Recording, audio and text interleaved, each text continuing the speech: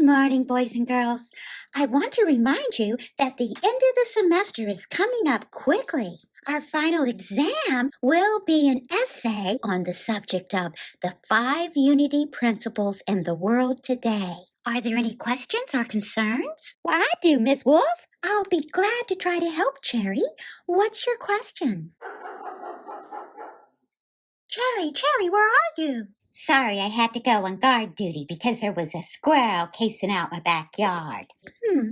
Well, you said you had a question about the 5 principles? Why, yes, I do. Could you go over number 1 and 2 again for me? I'd be glad to. The first 2 principles are 1.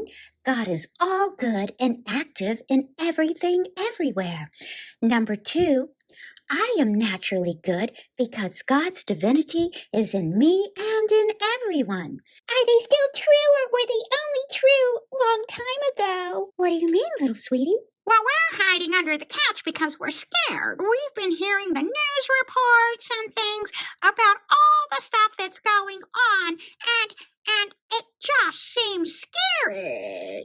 How can number 1 and number 2 be true when it's obvious all this bad stuff is around? Maybe the principles used to be true, but the world outgrew them? Unity's 5 principles are always true, including principle number 1 and principle number 2.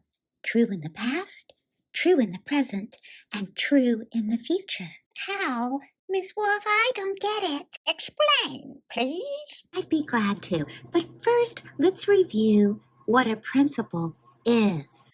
A principle is a fundamental truth that is the foundation or floor for your beliefs and your behaviors. A what? The goodness is the heart or the core of everyone and everything. It's what all the other things that make up you and everyone else is built on. Everything is built on goodness. You have an example? Okay, think of your favorite food. Oh, so good. Yummy. So yummy good. But imagine I took it and I put lots of yucky things in it. And then I left it outside where it got old and spoiled.